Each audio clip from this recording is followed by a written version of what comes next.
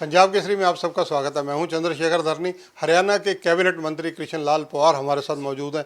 बातचीत करेंगे इनसे देश के प्रधानमंत्री जो 17 जुलाई को जींद के अंदर आने जा रहे हैं उन विषयों को लेकर। देश के प्रधानमंत्री हरियाणा में आ रहे हैं और जींद में आ रहे हैं, क्या कहेंगे? हम देश के प्रधानमंत्री श्री नरेंद्र मोदी जी का हम बहुत धन्यवाद करते हैं कि पूरे देश में केवल जींद को चुना है, हरियाणा को चुना है।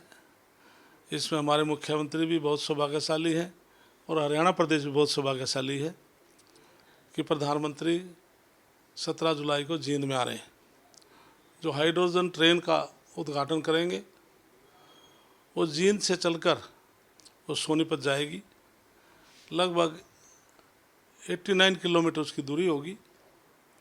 हाइड्रोजन ट्रेन कैसे किस प्रकार से चलेगी? जो हाइड्रोजन ट्रेन का जो इंजन है, उसका जो ऊपरी भाग है उसमें हाइड्रोजन सेल लगेंगे और उसमें जो बाहर से ऑक्सीजन उसके अंदर मिक्स होगी। रासायनिक तरीके से वो सेल तैयार होंगे। उसके बाद उसमें उसको वो पावर में कन्वर्ट कर देगा। पावर में कन्वर्ट करने के बाद जिस प्रकार से हमारे थर्मल प्लांट की जो टरबाइन जनरेटर होते हैं उसमें ग्लैंड होते हैं, उसमें स्टीम के प्रेशर से हमारा जनरेटर चलता है, फिर टरबाइन चलती है, उसके बाद वो इलेक्ट्रिक होती है। इसी प्रकार से ये भी हमारा जो रासायनिक और हाइड्रोजन मिक्सर से बाहर से ऑक्सीजन लेकर के जो इलेक्ट्रिक मोटर है उससे चलेंगी। उसके बाद कंडेंस होकर के, जैसे भाप का रूप होता है, वो कंडेंस होकर पानी बन जाएगा। जैसे बिस्लरी होती है, वो पानी होता है, इस टाइप से पानी बन जाएगा। इस प्रकार से ये ट्रेन चलेगी और पूरे देश में हिंदुस्तान ऐसा देश है कि जो हम ये 5वीं ट्रेन जो चल रही है, हम प्रधानमंत्री श्री नरेंद्र मोदी जी का धन्यवाद करते हैं। जींद के अंदर प्रधानमंत्री का आना एक राजनीतिक, जिसको कहा जाए अघोषित राजधानी कहा जाता है जींद को, कितना महत्वपूर्ण है? इसके लिए मैं आपके बाइट के माध्यम से कहना चाहता हूँ कि प्रधानमंत्री नरेंद्र मोदी जी का विशेष तौर से हरियाणा प्रदेश पर आशीर्वाद है, माननीय नायब सैनी पर आशीर्वाद है। पहले 9.5 साल से ज़्यादा 10 साल के करीब माननीय मनोहर लाल जी प्रदेश के मुख्यमंत्री रहे और प्रदेश भी इतनी जो ऊंचाइयों पर पहुंचाने का काम किया। जो भी राज नायब सैनी भी उसी प्रकार से हरियाणा प्रदेश को हर उसमें डेवलपमेंट में आगे हैं, शिक्षा में आगे हैं, स्पोर्ट्स में आगे हैं, हर एक्टिविटी में आज हरियाणा प्रदेश आगे बढ़ता जा रहा है। आपको क्या उम्मीद लगती है कि जींद से कई नई परियोजनाएं भी शुरू होंगी? हाँ, इसमें जो मेडिकल कॉलेज है उसका भी उद्घाटन रखा है। इसके अलावा पूरे प्रदेश में 23 के 23 जिलों में हमारे डिस्ट्रिक्ट हेडक्वार्टर पर भी कार्यक्रम रखे हैं, क्योंकि इतनी भारी संख्या जींद जाएगी। उसके अलावा हमने हर जिला हेडक्वार्टर पर माननीय मुख्यमंत्री जी ने कहा है कि लोग हर डिस्ट्रिक्ट हेडक्वार्टर पर उस कार्यक्रम को लाइव देखेंगे। जहाँ तक लोगों की बात है, धड़ाधड़ दूसरे दलों के लोग अब बीजेपी की तरफ आ रहे हैं, बीजेपी में शामिल हो रहे हैं, कांग्रेस बिखरी पड़ी है।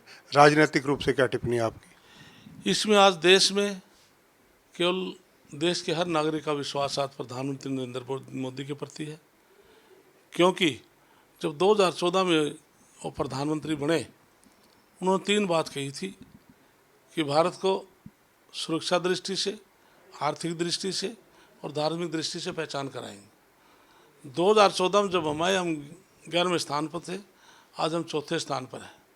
और धार्मिक दृष्टि से 500 वर्ष पूर्व लोगों ने सोचा था क्या कभी अयोध्या में राम मंदिर बन जाएगा, और प्रधानमंत्री नरेंद्र मोदी के प्रयासों से वो भी बना। और इसी प्रकार से सुरक्षा दृष्टि से पहले हम मिलिट्री के लिए हम हथियार इंपोर्ट करते थे, आज मेक इन इंडिया आज हम एक्सपोर्ट करते हैं। ये सुरक्षा दृष्टि से ताकतवर देश आज हिंदुस्तान माना जाता है सुरक्षा दृष्टि से। और साहब आप पुराने पॉलिटिशियन हैं। हरियाणा एक छोटा सा राज्य है जिसमें 90 विधानसभा है, 10 लोकसभा है, लेकिन देश के प्रधानमंत्री दूसरी बार और गृह मंत्री अभी तक 3 बार आ चुके हैं। काफ़ी महत्वपूर्ण बीजेपी आलाकमान हरियाणा को समझती है। देश के प्रधानमंत्री हमारे संतों और गुरुओं को बहुत सम्मान देते हैं, पर देश का तो विकास करते करते देश का विकास करते हैं। बाबा साहब डॉक्टर भीमराव अम्बेडकर, जिसका आज हर पार्टी चित्र लगाकर वाई लूटने की कोशिश करती है, वो 14 अप्रैल को उनके जन्म दिवस पर यमुनानगर हिसार आए थे। क्योंकि बाबा साहब संविधान निर्माता हैं, तो इसलिए प्रधानमंत्री नरेंद्र मोदी जी उनका बहुत सम्मान करते हैं। उनके जन्म दिवस पर आए थे। और कांग्रेस की ये हालात है, देश आज़ाद होने के बाद बाबा साहब को डॉक्टर भीमराव अम्बेडकर को भारत रत्न नहीं दिया। वो भी 1990 में जब गैर कांग्रेस सरकार थी और उसमें स्वर्गीय अटल बिहारी वाजपेयी, लाल कृष्ण आडवाणी शामिल थे, तब उनको भारत रत्न मिला था। 14 अप्रैल का उनका राष्ट्रीय अवकाश होना चाहिए था, कांग्रेस ने नहीं किया। वो भी 2015 में प्रधानमंत्री नरेंद्र मोदी जी ने किया। गणतंत्र दिवस हम धूमधाम से मनाते हैं। उनकी जो झांकी है वो बेड़े में शामिल नहीं थी, वो भी 2016 में प्रधानमंत्री नरेंद्र मोदी जी ने की। इसी प्रकार से उनका जन्म स्थान मुंह, नागपुर में दीक्षा, लंदन में शिक्षा, 26 अलीपुर रोड दिल्ली जहाँ पर वो रहते थे, उनकी मृत्यु हो गई थी दिल्ली में। उस टाइम प्रधानमंत्री इंदिरा गांधी थी। उनका संस्कार भी दिल्ली में नहीं होने दिया था, चैत्य भूमि बॉम्बे में जाकर किया था। इसलिए प्रधानमंत्री नरेंद्र मोदी जी ने प्रधानमंत्री बनने के बाद जो 5 स्थान हैं, उनको तीर्थ स्थान के तौर पर आज लाखों लोग दर्शनों के लिए जाते हैं। सारी ज़मीन को सरकार की तरफ से खरीद करके उनको 5 तीर्थ स्थान बना दिया। हमसे जुड़े रहने के लिए हमारे YouTube चैनल को सब्सक्राइब करें और नई वीडियो की नोटिफिकेशन के लिए बेल आइकॉन को दबाएं।